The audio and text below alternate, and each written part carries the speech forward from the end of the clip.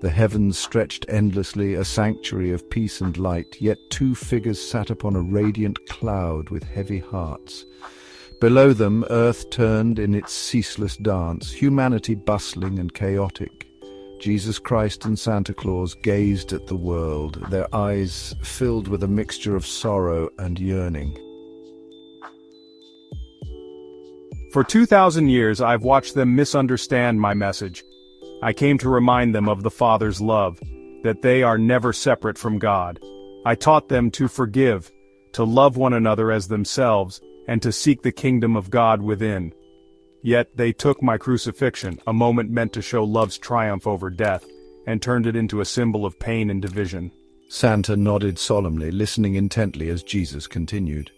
I've sent messengers, century after century, to help them understand, to remind them that my message wasn't about building religions or creating walls between one another. It wasn't about rituals, statues, or my suffering. It was about opening their hearts, about unity and divine love. But no one listens. They cling to the cross as if my death defines me, instead of my life. They've made my sacrifice a justification for division, and it breaks my heart. Jesus looked deeply at Santa, his divine sadness mingled with confusion. Why do they cling to what causes so much pain? Why do they choose division over unity? Santa sighed, his usually cheerful demeanor shadowed with despair. Jesus, I've been asking myself similar questions. I was created as a symbol of joy, to spread your message of love and generosity. My purpose was to bring light to dark winters, to remind families of the simple happiness that comes from giving. And for centuries, I did just that. I was the spirit of Christmas, the embodiment of kindness. But look at me now. His voice grew firmer, tinged with frustration. For the past 100 years, they've turned me into a mascot for consumerism. I've become a tool for multinational companies, plastered on billboards and used to sell toys, drinks, and everything in between. Do they not see? I'm not here to sell products. I'm here to remind them of you, to remind them of love and togetherness. But no one listens. Santa's eyes brimmed with unshed tears as he asked, Why are they enjoying this? Why have they traded meaning for materialism and joy for profit? Why do they celebrate Christmas as a holiday of excess when it was meant to honor your teachings?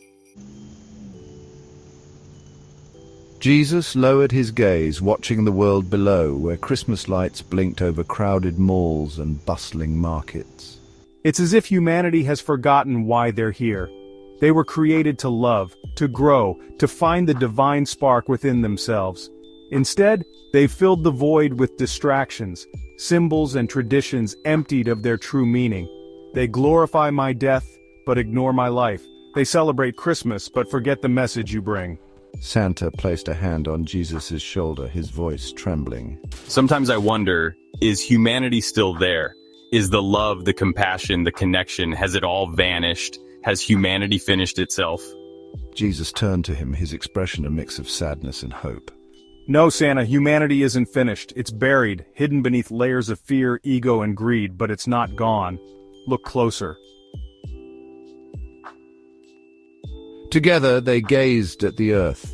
In the midst of the chaos, they saw a man giving his coat to a freezing stranger, a child pulling their parents to light a candle in a quiet chapel, a family gathered around a modest table, holding hands and whispering words of gratitude. So it's still there, hidden in the cracks? Yes, but it's faint and the noise of the world drowns it out. We must continue to whisper to their hearts. I will remind them that God is not in their divisions, but in their unity. That the cross I carried wasn't meant to divide, but to heal. And you, Santa, you must rekindle the joy that comes from giving, not receiving. I'll remind them that Christmas isn't about me or the gifts under the tree. It's about the joy of connection, the warmth of family, and the light of love. But how do we make them listen, Jesus? How do we awaken their hearts? Not all will listen, my friend, but some will. We plant the seeds and trust in their growth. Each act of kindness, each moment of love, it ripples outward, touching lives in ways we may never see.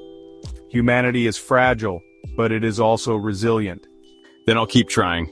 I'll be more than a mascot. I'll be the spirit of generosity I was meant to be. And you? I will keep whispering. To every heart, I will remind them you are not separate from God.